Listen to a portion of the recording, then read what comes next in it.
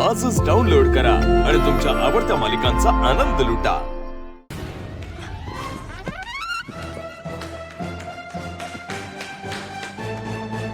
होय, इथं मुंबईत पोरी एकच टॉयलेट वापरतात होय? नाही ना व?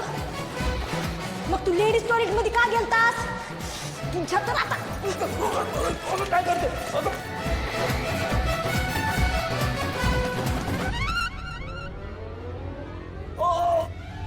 Good morning sir.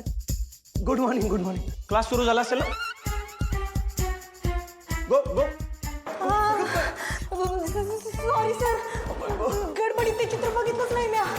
अगं पण न बघता मारलं कसं? सर सॉरी, मला माहितच नव्हतं तुम्ही जर आहे ते।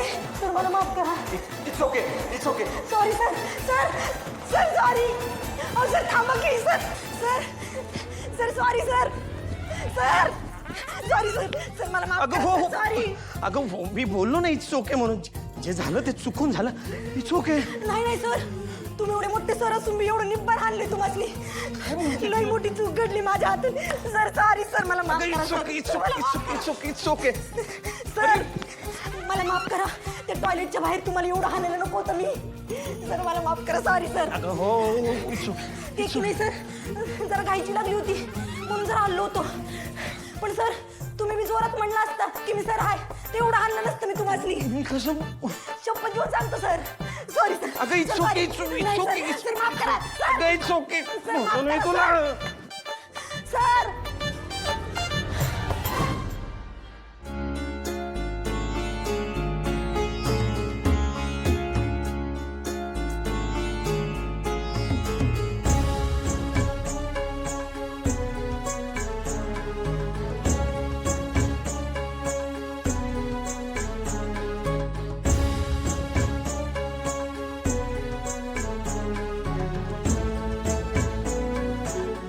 आई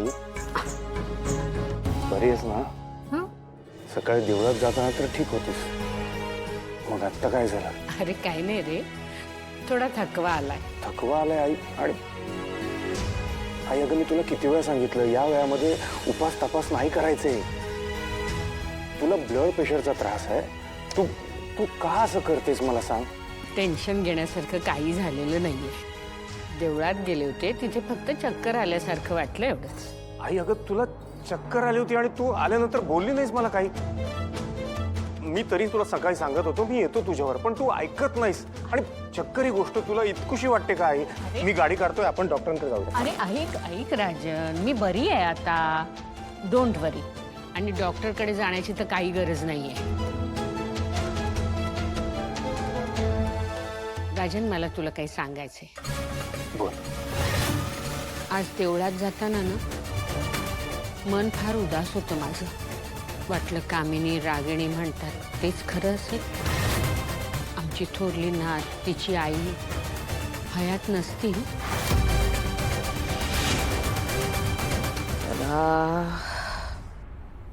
एकदाच नातीच्या वेळाची झटके आता बंद होते। आज असं अचानक असं का बोलतेस? मी मनापासून गेली 17 वर्ष तिची वाट पाहत होते। आता कामिनीचं बोलणं खरं वाटायला लागलं। बघ बहीण, शेवटी माझं म्हणणं पटलं तुला। उशिरा का होईना पण एक गोष्ट तुझ्या लक्षात आली की तुझी एकच नात आहे आणि ती आहे अनिका। पण राजन, मग मी देवापुढे हात जोडले आणि देवाला म्हटलं की का मनात अशी शंका, का ही अस्वस्थता? आता देवा तूच मला काहीतरी संकेत दे, आणि तू जर संकेत दिला नाहीस ना तर मग मी मान्य करीन। मला मान्य करावं लागेल की माझी मोठी नात कधीच येणार नाही। पण काय सांगू राजन, देवानी माझा विश्वास खोटा ठरवला नाही। माझी नात मला भेटलीच।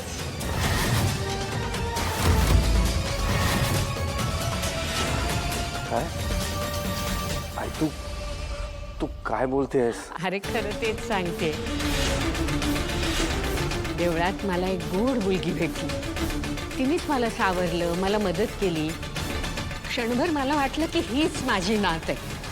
अरे तिने ज्या पद्धतीने काळजी घेतली ना माझी, सगळ्यांना असं सरळ सांगितलं, चला मागे व्हा तुम्ही सगळे, ही माझी आजी आहे, मी हिची काळजी घेणार.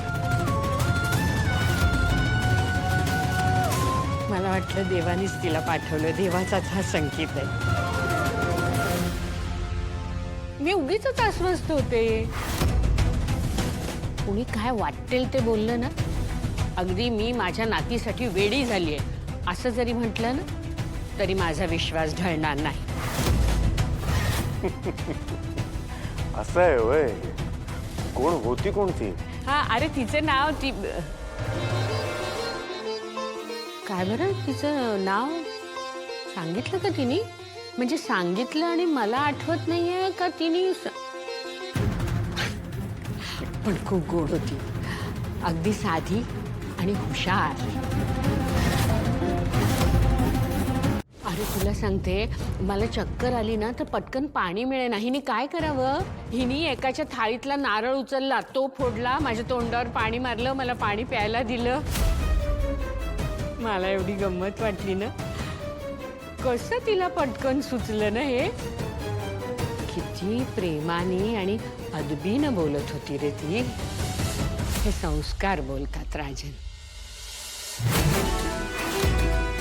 तिच्या आईने खूप चांगले संस्कार केले असणार तिच्यावर. वाटलं माझी मोठी नात अशीच असेल,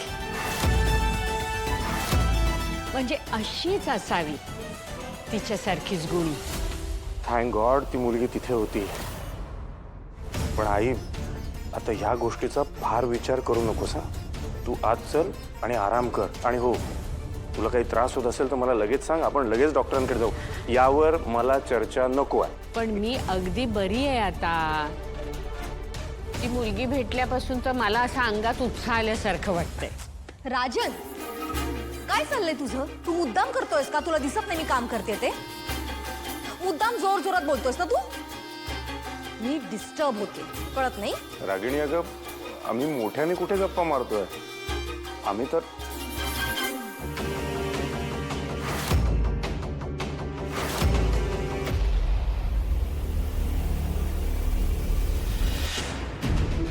कामिनी, तुझ्या लेकीला सांग, म्हणावं काम करायचं असेल तर कामात लक्ष द्यावं लागतं,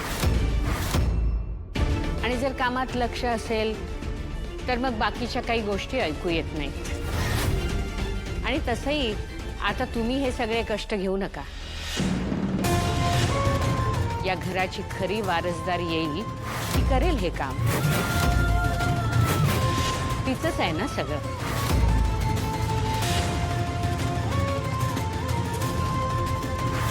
हा माझा भ्रम नाही, ठाम विश्वास आहे.